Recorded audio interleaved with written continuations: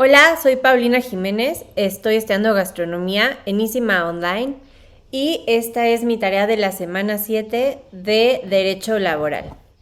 Voy a hablar primero sobre la relación laboral. De acuerdo al artículo 20 de la Ley Federal de Trabajo, se entiende por relación de trabajo a cualquiera que sea el acto que le dé origen a la prestación de un trabajo personal subordinado a una persona mediante el pago de un salario. Basta con que se preste un servicio para que nazca la relación laboral, sin que previamente exista un contrato de trabajo. No se puede tener un contrato de trabajo y tener ya una relación laboral, ya que puede ser que nunca se dé el servicio en sí. Los elementos de la relación del trabajo pueden ser subjetivos, que en este caso son el empleador y el trabajador, y los elementos objetivos es la prestación del trabajo personal y subordinado y el pago del salario. Los contratos laborales. Los contratos laborales son contrato individual de trabajo, contrato colectivo y contrato de ley. El contrato individual de trabajo es aquel en donde una persona se obliga a prestar a otra un trabajo personal y subordinado. Este servicio es remunerado mediante el pago de un salario. El contrato colectivo es celebrado entre uno o varios sindicatos de trabajadores con uno o varios patrones. El contrato de ley es el convenio celebrado entre uno o varios sindicatos de trabajadores con uno o varios sindicatos de patrones. El objetivo es establecer condiciones en una determinada rama de la industria, declarado obligado en una o varias entidades federativas. Las condiciones generales de trabajo. 1. Jornada de trabajo. Es el tiempo en el que el trabajador debe estar disponible jurídicamente para el patrón y utilice su fuerza de trabajo, ya sea intelectual o laboral. La jornada puede ser diurna, que es de las 6 a.m. a las 8 p.m., una jornada nocturna, que es de las 8 p.m. a las 6 a.m., y una jornada mixta. El salario. El salario es la prestación económica cuya cantidad mínima debe pagarse en efectivo. Puede integrarse mediante prestaciones en especie, como lo son los vales de despensa, vales de gasolina o en sí el producto. Las características de un salario. Debe ser remunerador. El salario debe ser proporcional a la cantidad y calidad del trabajo. Equivale al mínimo, ya que no puede pactarse una cantidad inferior al salario mínimo profesional o general. El salario debe ser suficiente.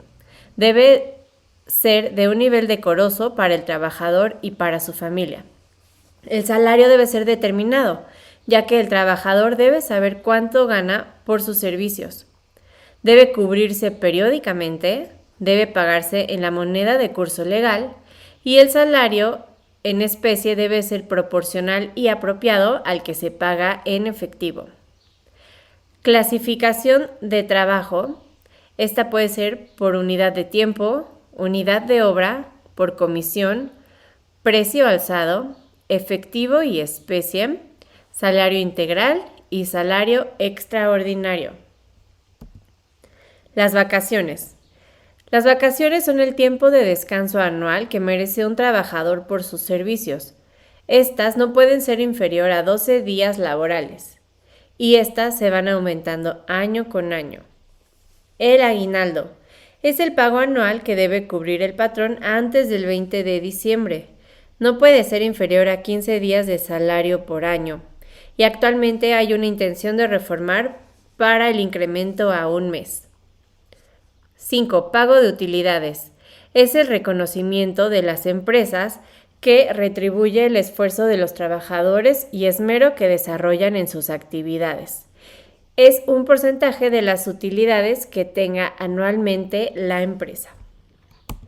Derechos y obligaciones de los patrones. Las obligaciones: cumplir disposiciones de la norma de trabajo, pagar el salario y prestaciones, Dar de alta a trabajadores al seguro y demás disposiciones sociales. Proporcionar a los trabajadores todo lo necesario para el cumplimiento de su trabajo. Garantizar seguridad y limpieza del área de trabajo. Capacitación y adiestramiento. Trato digno y respetuoso. Los derechos de los patrones deben ser derecho de administración para dirigir y gestionar.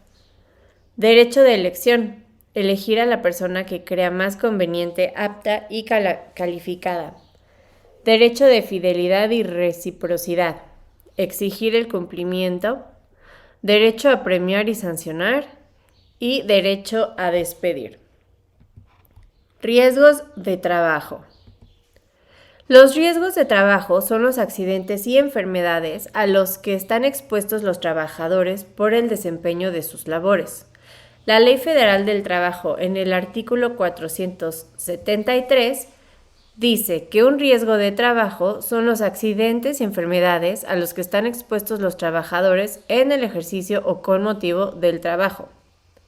En el artículo 474 se define como un accidente de trabajo a toda lesión orgánica o perturbación funcional, inmediata o posterior, o la muerte, producida repentinamente en ejercicio o con motivo del trabajo, cualesquiera que sean el lugar y el tiempo en el que se preste. Quedan incluidos en la definición anterior los accidentes que se produzcan al trasladarse el trabajador directamente de su domicilio al lugar del trabajo y de este a aquel.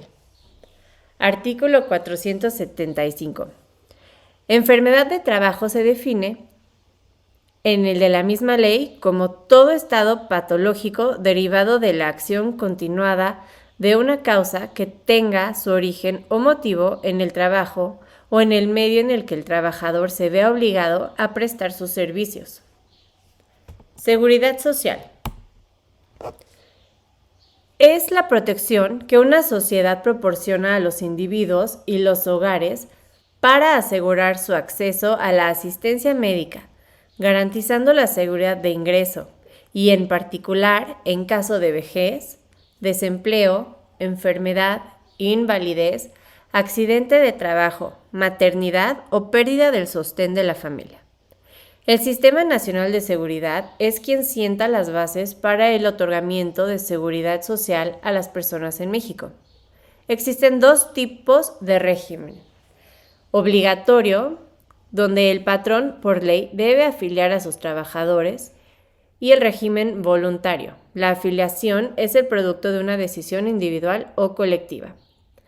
La Ley del Seguro Social establece que la seguridad social tiene como finalidad garantizar el derecho a la salud, asistencia médica, la protección a los medios de subsistencia y los servicios sociales de bienestar individual y colectivo. También el otorgamiento a una pensión que, si cumple todos los requerimientos, será garantizada por el Estado. La organización y administración del Seguro Social están a cargo del organismo descentralizado con personalidad jurídica y patrimonio propio, denominado Instituto Mexicano del Seguro Social, mejor conocido como el IMSS. Huelga. Suspensión temporal del trabajo llevada a cabo por una coalición de trabajadores con el fin de reivindicar ciertas condiciones o manifestar una protesta.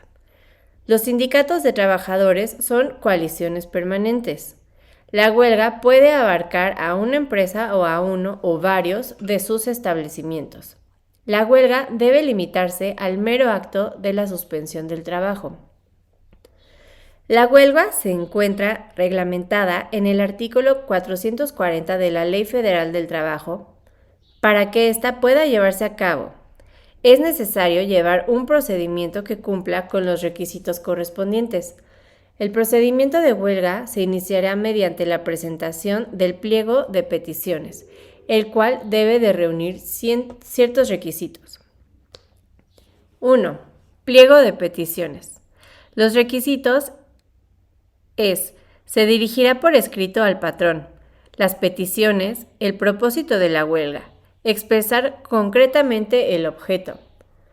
Se señalará día y hora en que se suspenderán las labores y los términos de la prehuelga.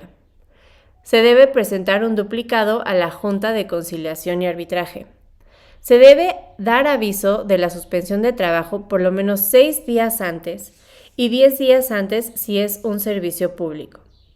Se comenzará a contar a partir del día en que el patrón quede notificado. 2. El emplazamiento. El presidente de la Junta de Conciliación y Arbitraje notificará al patrón dentro de las primeras 48 horas y el patrón tiene las siguientes 48 horas para responder por escrito.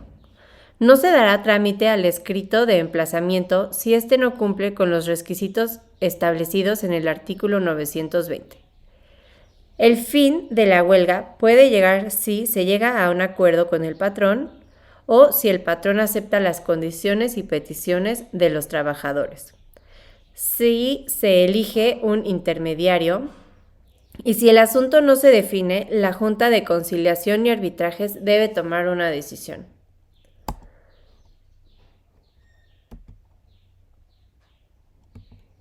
Intervención de la autoridad. La audiencia de conciliación solamente puede diferirse por los trabajadores. Fin de la huelga. De acuerdo al artículo 469, se puede dar por el desistimiento, el cual es un acto de voluntad que pone fin a la huelga, o por el avenimiento, que es el acuerdo entre las partes. Se pone fin a la huelga si no comparecen el sindicato, si se llega a una revisión del contrato colectivo, si hay una falta de interés jurídico, si se celebra un convenio, si se llega a un incremento salarial o si no hay comparecencia de las partes.